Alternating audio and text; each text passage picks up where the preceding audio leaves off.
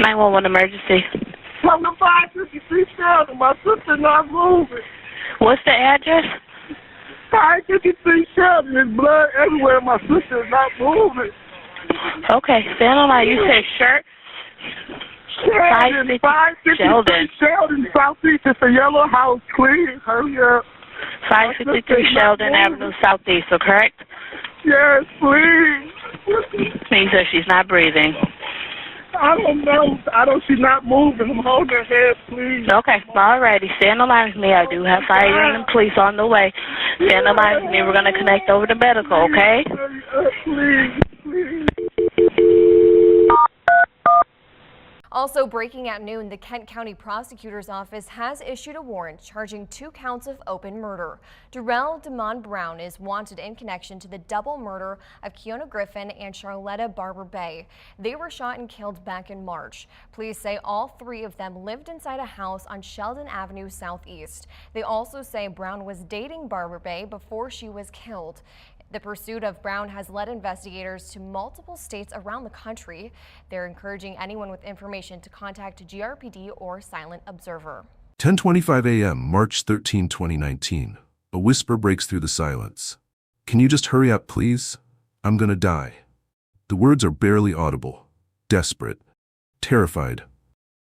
On the other end of the 911 call, a young woman hides somewhere in her own home, her voice reduced to a whisper because speaking any louder could mean death. "He's trying to kill me. He already killed my auntie." 7 minutes later, police knock on the door. No answer. The house is quiet, locked. They leave. 2 hours pass. When they return, 25-year-old Keyona Griffin lies dead on an upstairs bedroom floor, shot 4 times, once in the face. Her aunt, 47-year-old Charlotta Barber Bay, is in another bedroom, shot in the back of the head while watching her iPad, earbuds still in her ears. The killer? Gone. Vanished into thin air. But how did we get here?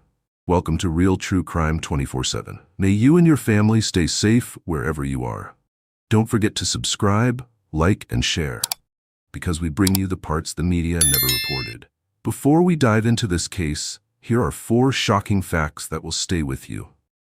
Keyona's 911 call was answered, police were dispatched, but the crucial words, "He already killed my auntie," were never heard by the dispatcher, missed in a whisper that could have changed everything.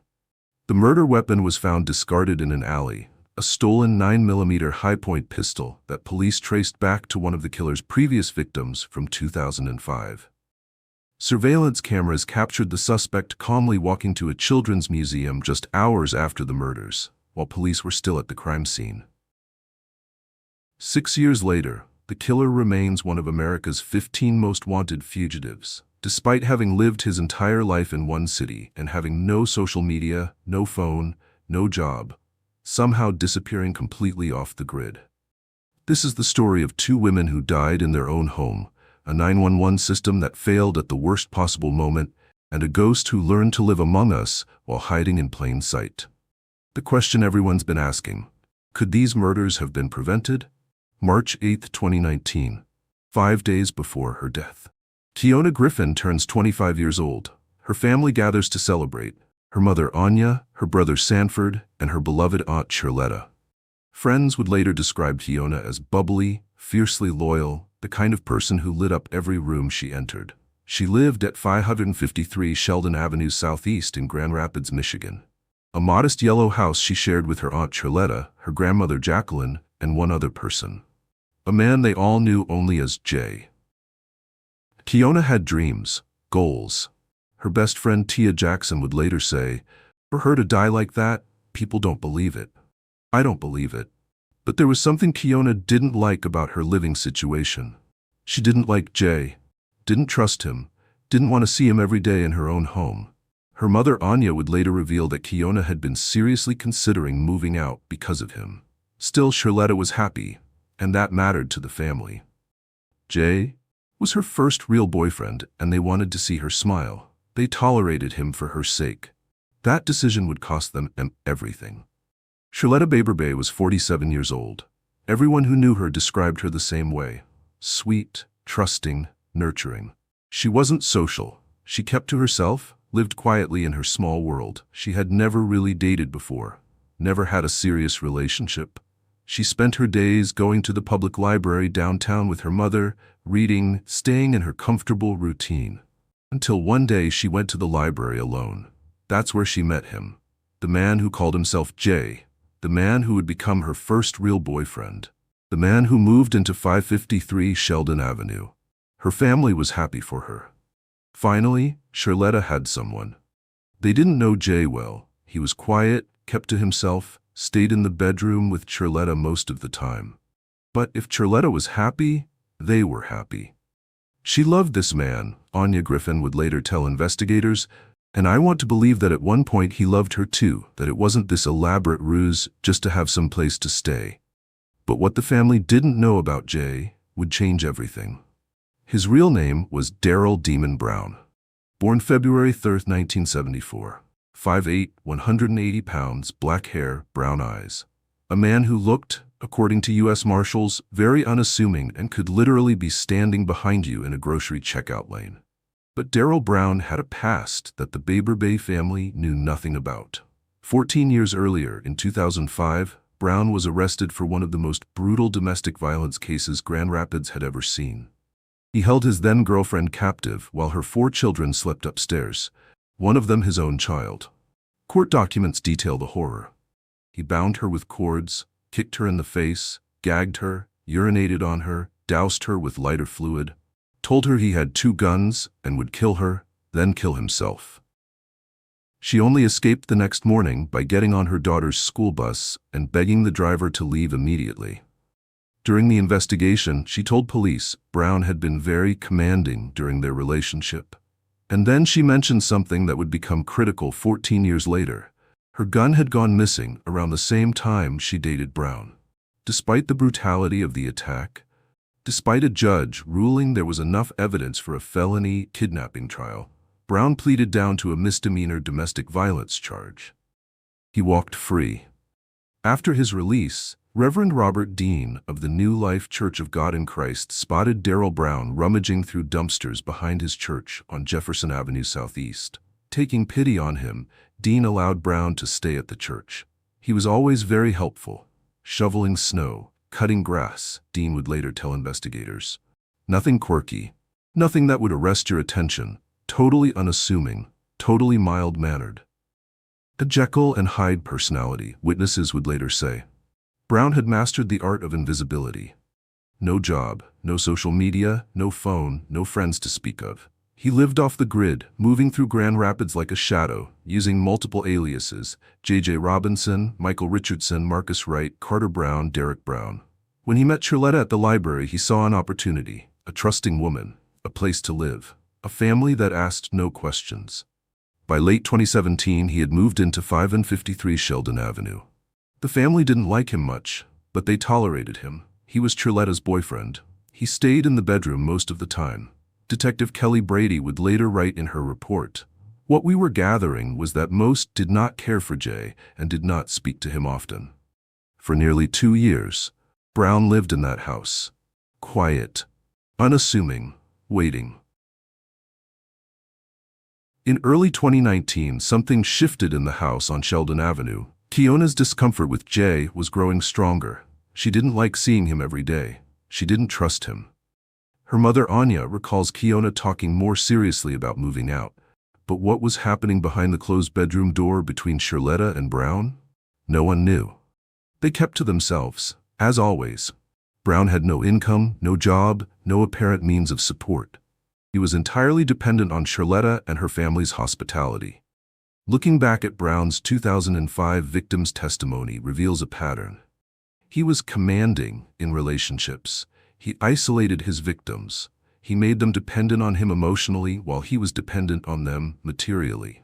Charlotta, with her sweet and trusting nature, her first real relationship at 47, was the perfect target for someone like Brown. But what none of them knew was that Brown still had something from 2005. Something he'd kept hidden for 14 years. The stolen gun.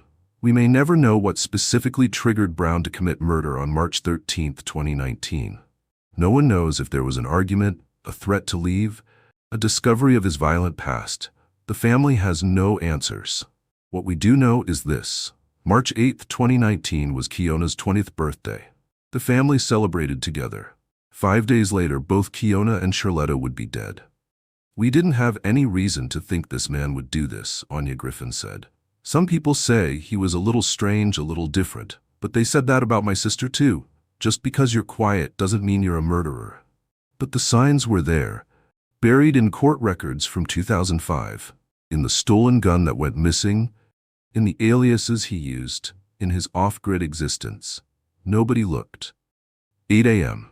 Jacqueline Baber Bay, the homeowner and Charlotta's mother, leaves for work. She has no idea this is the last time she'll see her daughter and granddaughter alive. The yellow house on Sheldon Avenue looks peaceful from the outside. Inside, 3 people remain: Charlotta, Keyona, and Daryl Brown. Between 8 a.m. and 10:25 a.m., something happens. The timeline of these hours is unknown. But at some point during this window, Brown retrieves a 9mm high-point pistol. The same gun stolen from his 2005 victim 14 years earlier. Charlotta is in her bedroom, lying on her bed, watching something on her iPad with earbuds in. She's under a blanket, comfortable, unsuspecting. Brown enters the room. He shoots her in the back of the head. One shot, clinical, cold. The iPad keeps playing. The earbuds stay in her ears. She likely never knew what hit her. Then he turns his attention to Keyona. 10:25 a.m. Keyona Griffin dials 911. She's hiding somewhere in the house. She knows what happened to her aunt. She knows she's next. Her voice is barely a whisper. If she's heard, she's dead. "Can you just hurry up, please?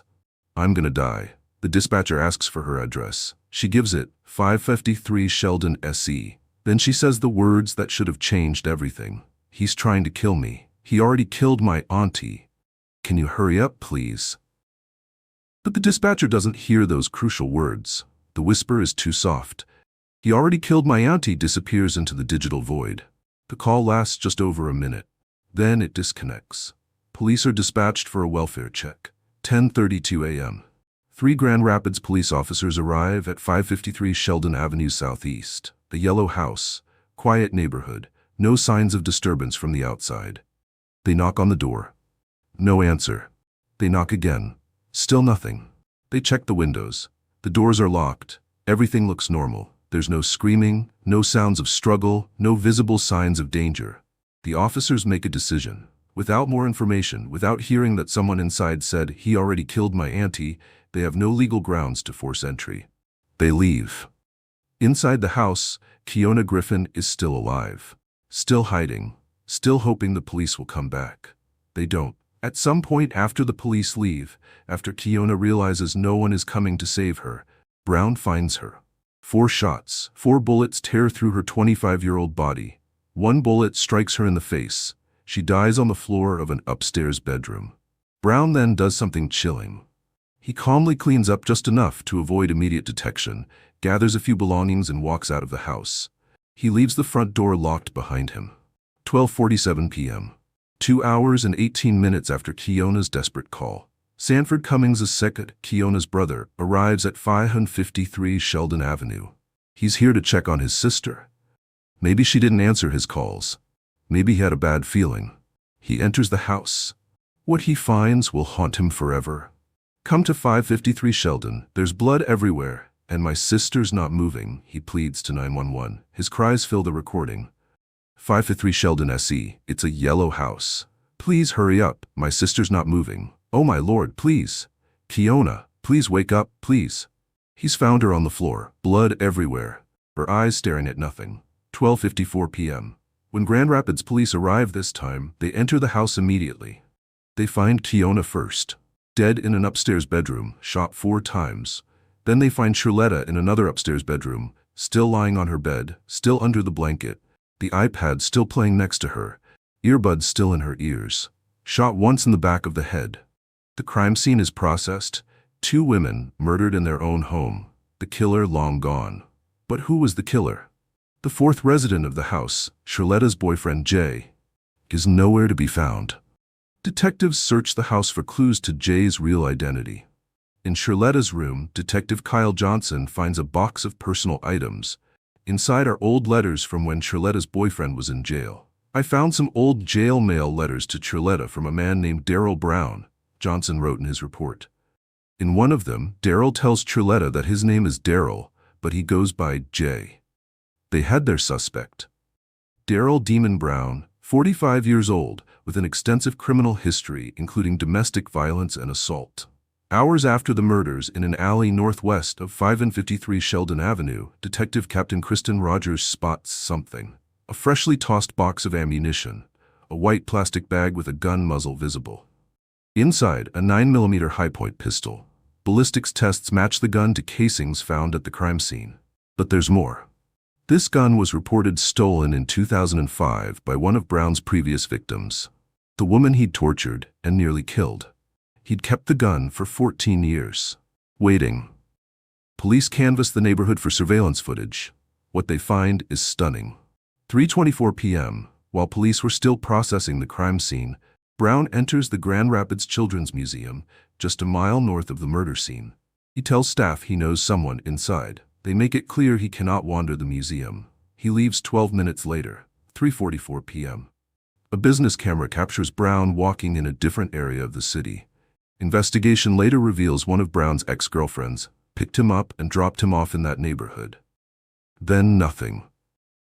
Daryl Demon Brown vanishes. You got someone calling you saying someone's trying to kill me? You won't knock the door down? Keyona Griffin demanded. Sanford Cummings Sr., Charletta's brother, was even more direct. She could have been tied up in there. You gave him a 3-hour head start. Grand Rapids Police Department defended their officers' actions. In their internal affairs report obtained through a Freedom of Information Act request, investigators concluded the dispatcher handled the call appropriately based on the circumstances. It took several reviews of the call with speakers on high volume to hear the words, "He already killed my auntie." Officers had no legal grounds to force entry without clear evidence of immediate danger. They did not violate the department's impartial policing policy.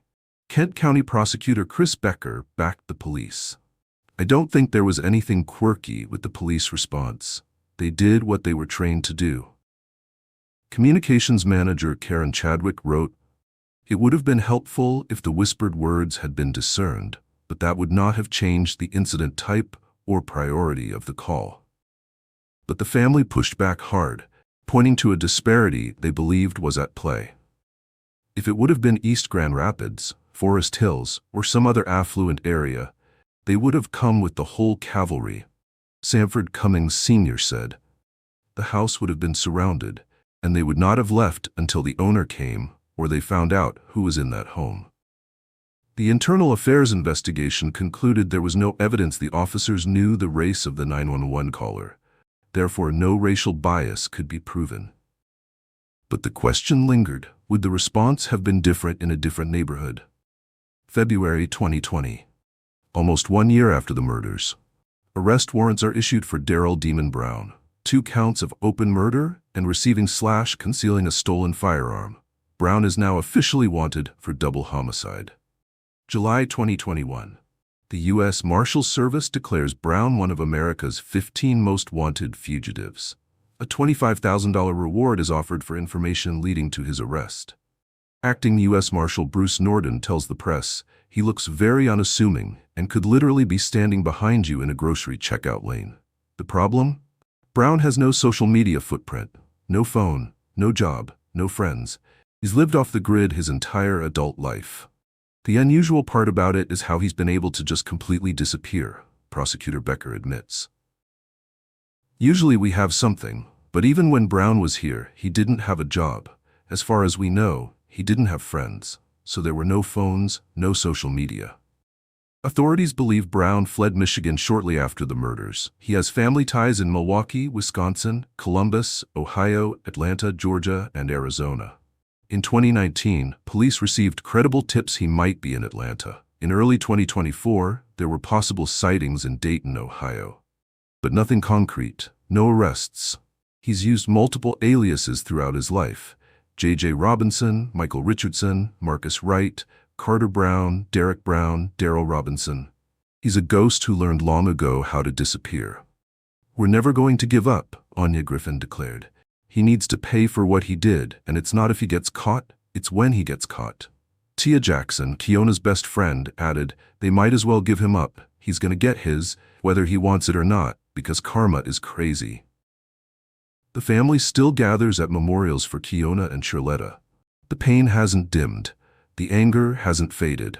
The family briefly explored legal action against the Grand Rapids Police Department for their response to Keyona's 911 call. But legal experts pointed to qualified immunity and the murky question of police duty to protect. It's a difficult path with no clear resolution. In a cruel twist, the house at 553 Sheldon Avenue Southeast, the yellow house where 2 women were murdered, caught fire in 2022. A woman and a boy died in that fire. The same house. More death. A place marked by tragedy. This case exposes several critical failures in our system. First, domestic violence prosecutions. Brown's 2005 victim suffered unimaginable torture, but he pleaded down to a misdemeanor. Had he been properly prosecuted and monitored, would 2019 have happened? Second, 911 technology limitations. In an era of advanced audio technology, critical words in a whispered call were missed. What upgrades are needed? Third, police response protocols. When someone calls 911 saying he's trying to kill me, what is the appropriate response? When should officers force entry versus leaving the scene? Fourth, fugitive tracking in the digital age. Brown proves that in a hyper-connected world, someone determined to disappear can still do so. How do we find people who refuse to exist online? The unanswered questions haunt us. What triggered Brown to kill that morning? Where is he now, 6 years later? Is he living under another alias, in another relationship with another unsuspecting family? Will he kill again? Keyona Griffin was 25 years old. She had just celebrated her birthday 5 days before she died. She was bubbly, fiercely loyal, loved by everyone who knew her. Charletta Baber was 47 years old. She was sweet, trusting, nurturing. She finally found love, or what she thought was love, and paid for it with her life. They deserved better. They deserved a system that protected them. They deserved police who broke down the door when a young woman whispered, "He's trying to kill me." They deserved justice. As of January 2026, Daryl Demon Brown remains at large. He is still on the U.S. Marshals 15 Most Wanted list. He is 51 years old now. 5'8", approximately 180 pounds, black hair, brown eyes. He could be anywhere. He could be anyone's neighbor, anyone's coworker, anyone's quiet tenant. The $25,000 reward is still active. If you have any information about Daryl Demon Brown's whereabouts, contact the U.S. Marshals at 1-877-WANTED-2. That's 1-877-926-8332, or visit www.usmarshals.gov/tips. You can also contact your local police by calling 911. What do you think about the police response that morning? Could more have been done? Leave your thoughts in the comments. Subscribe to Real True Crime 24/7 for more cases where we dig into the details the media doesn't cover. Hit that notification bell so you don't miss our next investigation. Until next time, stay safe, stay aware, and remember, sometimes the most dangerous people are the ones who look the most harmless. Keyona Griffin made a desperate 911 call whispering for her life, and no one heard her. How many other whispers are going unheard right now? How many other Keyonas are we failing?